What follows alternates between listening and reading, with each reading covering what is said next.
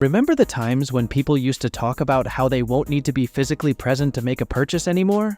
Heck, we even thought about an automotive process where automated drones would actively make deliveries and make our lives easier.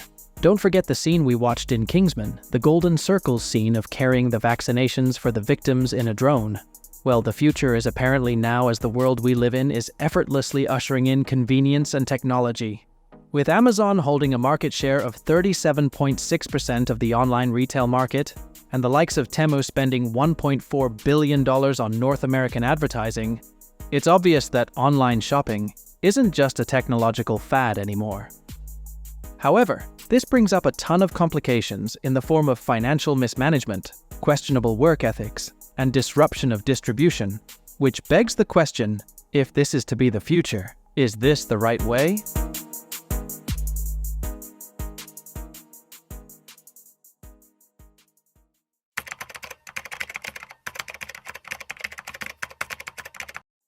Let's rewind to the 16th century, when advertisements didn't have to make use of clever wording or fancy fonts, mainly due to the masses being, well, illiterate.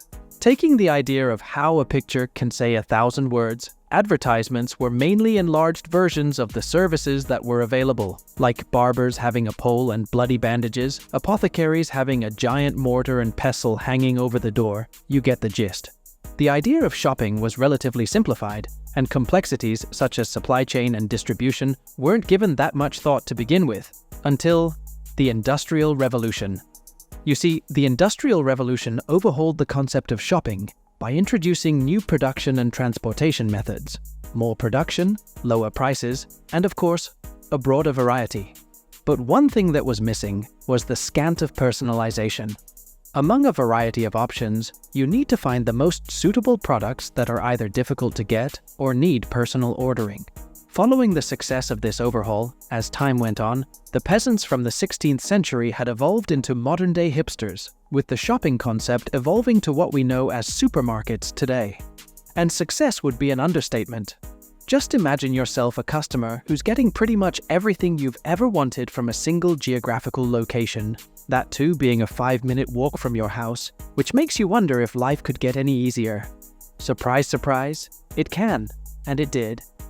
Ever since the concept of shopping has gone mainstream, creative advertisement has been a necessity to spread the word about a certain product. After television was popularized and deemed as a tool for the masses, advertisements were mostly seen on the screen with a host introducing the product, talking about the benefits with some other quirks, more or less. While this method is still relevant, and we can see a ton of advertisements being made for television to this day, live or online shopping gives the customer the additional benefit of asking questions regarding the product in real time.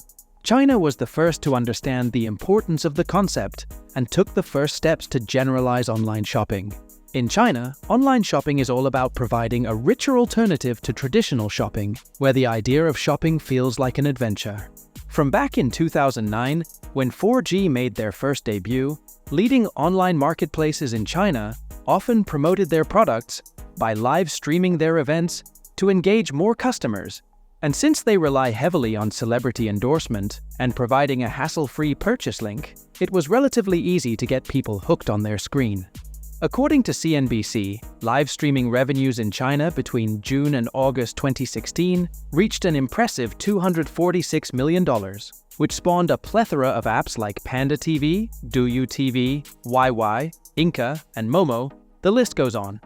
The implementation of virtual currency, such as the eCNY app, also played a big role in the rise of online shopping. On a global scale, online shopping has started to feel like the most convenient and impactful way to shop, since Amazon holds a market share of 39.5%, and Walmart holds a 7% market share. Speaking of, Amazon is pretty much dominating the online shopping industry right now, and one of the many reasons could be its unparalleled range of products. You know how it's relatively hard not to find something on Amazon at this point? And if you have a Prime membership to boot, you'll unlock faster shipping, exclusive deals, and access to entertainment. However, Amazon has pretty solid competition, since Temu is one of the most downloaded shopping apps in the US, which indicates a rapid growth in user adoption, mainly because of the aggressive pricing, marketing, and promotion, and an endless amount of support from their parent company, Pinduoduo. China had the foresight, and they could tell how online shopping would be the new standard and work accordingly, whereas the West focused on investing in in-store space rather than building an online profile, which would have been far more beneficial.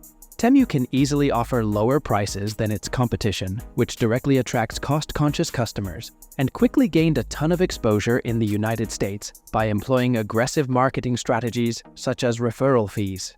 This, combined with a user-friendly UI and a variety of products, Temu carved out a significant niche in the market. While the pandemic was a dark time in the history of mankind, it has undeniably accelerated the shift toward online shopping, with iconic brands like Amazon and Nike leading the charge in navigating the entire global retail disruption.